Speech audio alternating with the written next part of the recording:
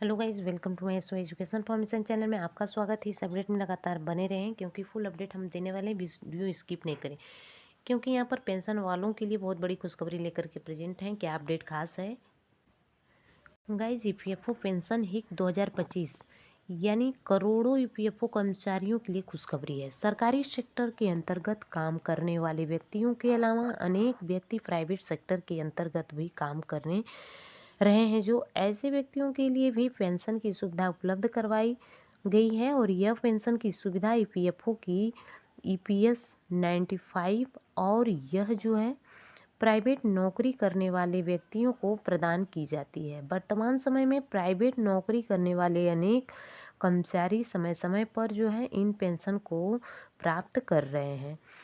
तो वही अभी के समय में जो भी व्यक्ति जो है रिटायरमेंट की सोच रहे हैं, परेशान हैं, उन्हें ज़रूर यह जो है पेंशन के बारे में जानकारी हासिल करनी हो चाहिए।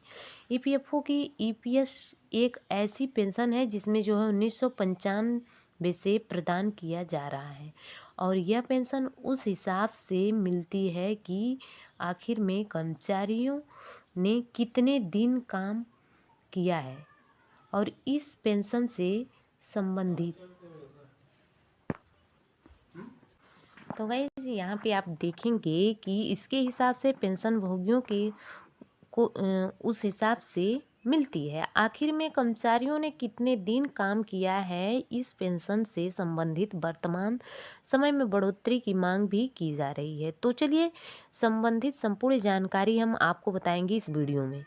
वीडियो स्किप नहीं करना, लगातार बने रहना। ईपीएफओ की ईपीएस पेंशन जो भी प्राप्त करना चाहते हैं, ऐसे सभी प्राइवेट सेक्टर के अंतर्गत काम करने वाले जो भी कर्मचारी हैं, सभी को जो है पीएफ अकाउंट ज़रूर जो है मौजूद होना चाहिए और इसमें जो है जॉब करना कुछ न कुछ राशि ज़रूर जमा होनी चाहिए। ईपीएस कर्मचारी पेंशन स्कीम के लिए बेसिक सैलरी का जो है 12% हिस्सा प्राइवेट प्रोविडेंट फंड से में जो है जमा किया जाता है और वही इसके अलावा कंपनी भी राशि को जमा करती है। कंपनी के द्वारा जमा किए जाने वाले राशि को 2 अलग अलग भागों में बांटा गया है और एक भाग में जो है राशि 8.33% ईपीएस में जो है जमा की जाती है। वही दूसरी तरफ दूसरे भाग में 3.67 जो है फीसदी राशि पीएफ में जो है जाती है। तो इस प्रकार कुल मिलाकर के इस स्कीम के तहत राशि को जमा करके न्यूनतम 1,000 रुपये की पेंशन प्राइवेट सेक्टर में काम करने वाले व्यक्तियों को प्रदान की जाती है। लेकिन महंगाई बहुत ही ज़्यादा हो जाने की वजह से जो है वर्तमान समय में इसमें बढ़ोतरी करने की मांग कर्मचारियों के द्वारा की जा रही है। कब और कितने पेंशन मिलेगी? ईपीएफओ की ईपीएस स्कीम के तहत प्रदान की जाने वाली पेंशन 58 ईयर्स के बाद ही प्रदान की जाती है। वही यह जो है पेंशन तब प्राप्त की जाती है जब जो है व्यक्ति ने कम से कम 10 वर्ष तक नौकरी की हो। लेकिन बात करें, यह ज़रूरी नहीं है कि लगातार नौकरी की जाए। अगर कैसे भी करके 10 साल पूरे कर दिए हैं तब भी इस स्कीम के तहत पेंशन प्राप्त किया जा सकता है। जिन कर्मचारियों की सैलरी जो है वर्तमान समय में 15,000 तक की है, तो ऐसे कर्मचारियों को 10 साल नौकरी करने के बाद में जो है 2,143 रुपये तक की पेंशन प्रदान की जाएगी।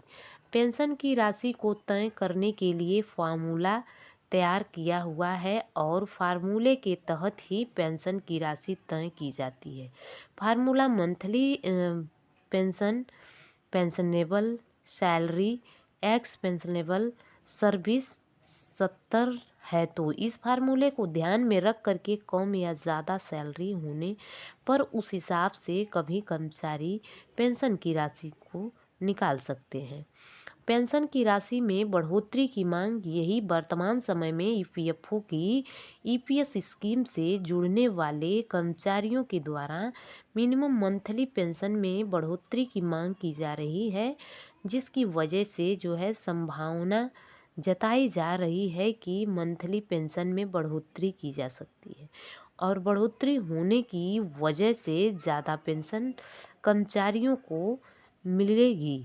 और 10 जनवरी 2025 को वित्त मंत्री सीतारमण की जो है से ईपीएस 95 पेंशनर्स के प्रति मंडल के द्वारा मुलाकात की गई और अनेक मांगे रखी गई थी। तो अब जिसमें जो है देखेंगे कि अब इसकी वजह से यहाँ पर आपको जिसमें न्यूनतम मासिक पेंशन को 7,500 करने की मांग की गई। इसके अलावा सभी पेंशन भोगी को मुफ्त चिकित्सा की सुविधा भी मिले और तथा इसके अलावा भी विभिन्न मांगे की गई, जिन्हें लेकर के संभावना जताई जा रही है कि अगर मांगों को स्वीकार कर लिया जाता है तो लागू कर दिया जाएगा। तो ऐसी स्थिति में प्राइवेट सेक्टर के जो भी अंतर्गत नौकरी करने वाले कर्मचारियों को अच्छा फ़ायदा मिल जाएगा। तो पेंशन में बढ़ोतरी से फ़ायदा क्या मिलेगा उसको भी जान लेते हैं। यदि सरकार के द्वारा फैसला लेकर जो है पेंशन में बढ़ोतरी कर दी जाती है तो ऐसे में बुजुर्ग पेंशन भोगियों के लिए यह एक बहुत ही महत्वपूर्ण फैसला रहेगा और इन्हें जो है सबसे ज़्यादा फ़ायदा मिलेगा और यह फैसला बुजुर्ग व्यक्तियों की वित्तीय सुरक्षा करेगा। वही मिलने वाले पेंशन की राशि को कभी भी कर्मचारी को ज़रूरत पड़ने पर जो है ज़रूरत के लिए तो यहाँ पर पेंशन की राशि कर्मचारी अपनी ज़रूरत के अनुसार ही उपयोग में ले सकेंगे। तो लगातार इस तरह के अपडेट से जुड़े रहें, सारा अपडेट हम आपको देंगे। Thanks for watching, God bless you.